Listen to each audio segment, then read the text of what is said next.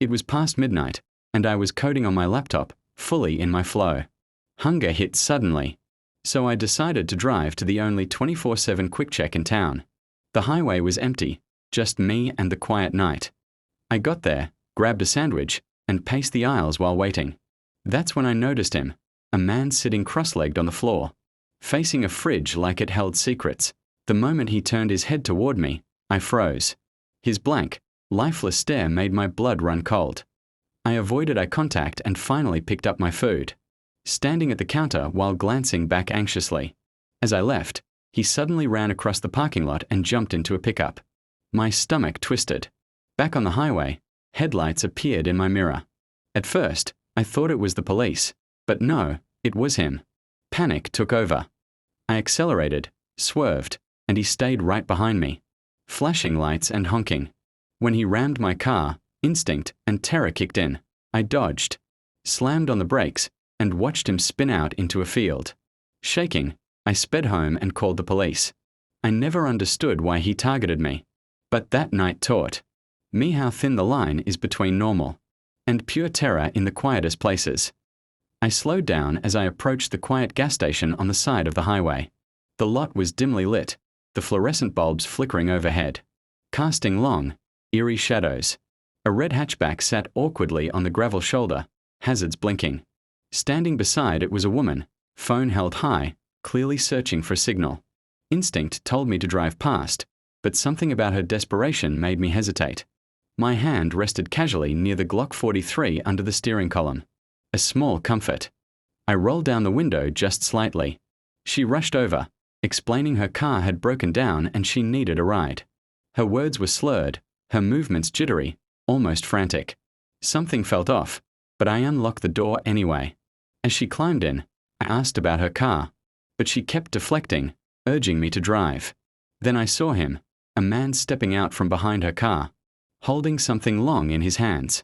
Panic surged. My mind went blank.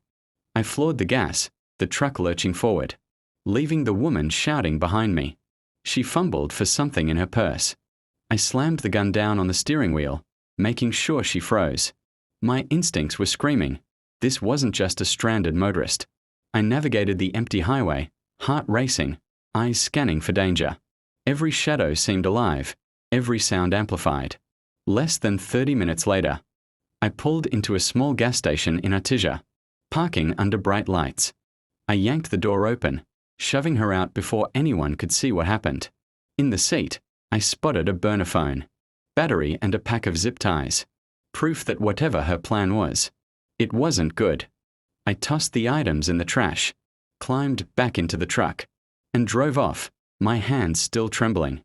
The road stretched endlessly before me, dimly lit and empty, save for the occasional passing truck.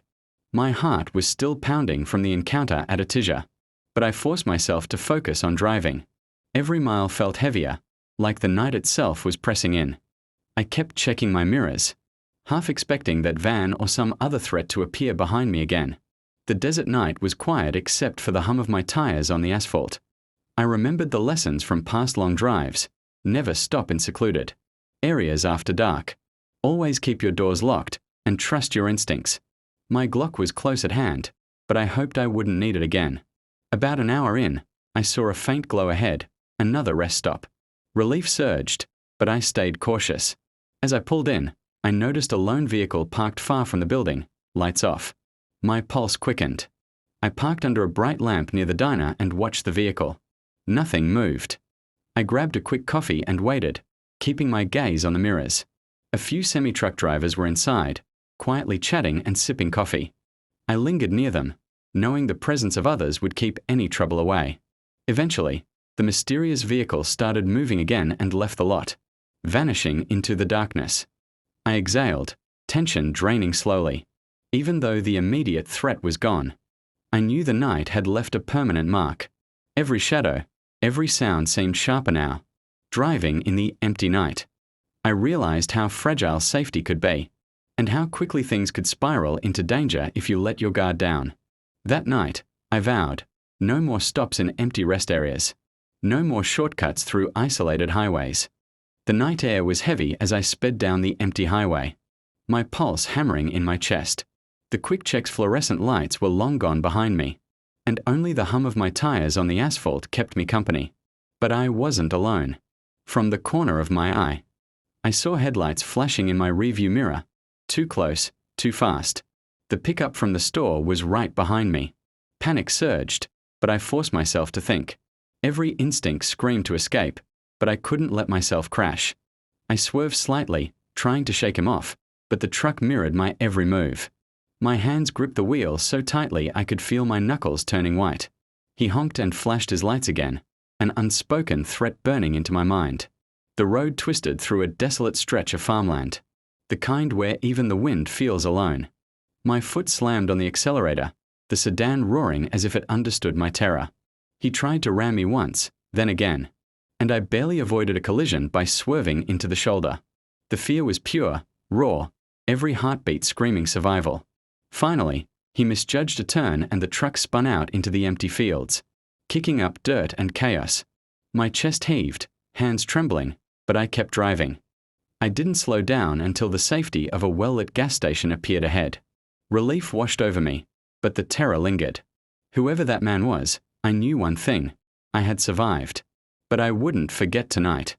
The night air was thick with tension as I gripped the steering wheel, my pulse hammering in my ears. The truck from the Quick Check was relentless, tailing me through the empty country roads like a predator. Every turn I took, it stayed right behind me, its headlights piercing the darkness. I couldn't see his face, but I felt his focus, his intent, like a weight pressing on my chest. I tried every maneuver I knew, swerving, braking, speeding, but nothing worked. He mirrored me at every step, keeping pace as if he knew my every move. My stomach churned, and my hands were shaking so badly I could barely hold the wheel. At one point, he rammed my rear bumper. The jolt threw me forward, and I slammed the brakes, hard in my throat. I realized I had to outsmart him. Slowing down near a cluster of trees, I pretended to pull over, giving the illusion of surrender. The truck surged ahead of me, then swerved and overshot. Seizing the moment, I slammed the gas pedal and shot forward, the wind whipping past my face, headlights slicing through the black emptiness. Minutes felt like hours. Every shadow along the road seemed alive, every rustle of the trees a threat. Finally, I saw the faint glow of a well-lit truck stop ahead. Relief washed over me, but I kept my focus. This wasn't over until I was safely inside, surrounded by people and light. I skidded into the lot, slamming the car into a parking space under bright light. Heart racing, eyes scanning for any sign of him. I barely had time to catch my breath before stepping out of the car, scanning the truck stop lot. The neon lights flickered above the diner, casting long, eerie shadows across the asphalt. I didn't see the truck from before anywhere. It had vanished. Relief began to seep in, but I didn't lower my guard. Inside the diner, I told the cashier what happened. A burly trucker overheard and offered to keep an eye outside. Together, we peered through the windows. For a tense moment, nothing moved. Then headlights appeared on the far edge of the lot. My stomach dropped. The van, silent, boxy, menacing, crept forward as if hunting. The trucker stepped outside confidently, and seconds later, the van abruptly reversed, spun around, and vanished down the highway. My heart was still hammering, but I finally allowed myself to exhale. I stayed inside the diner for another hour, watching every passing vehicle. Once I was sure I was alone, I left cautiously, glancing at the mirrors constantly. Back on the road, the silence was oppressive. Every passing shadow, every distant light made me jump. When I reached my hotel in Davenport, I double-checked my truck. Nothing had been tampered with, just a few smudges on the tailgate. I knew then that this night could have ended very differently. From that day on, I made new rules for myself. No stopping at deserted highways after dark. Keep my phone close, and always trust my instincts. That night had taught me one terrifying truth. Sometimes, danger hides in plain sight, and survival depends on speed, caution, and a bit of luck.